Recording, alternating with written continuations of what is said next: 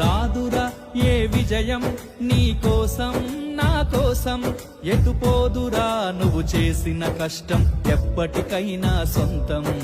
కాలంతో పయనించేవాడికి కానిది ఏముంది, సాధనతోనే సాధ్యమవ్వునని సదాశయంతో సాగర ముందుకు. రాదురా ఏ విజయం నీ కోసం నా కోసం, ఎటుపోదురా నువ్వు చేసిన కష్టం ఎప్పటికైనా సొంతం.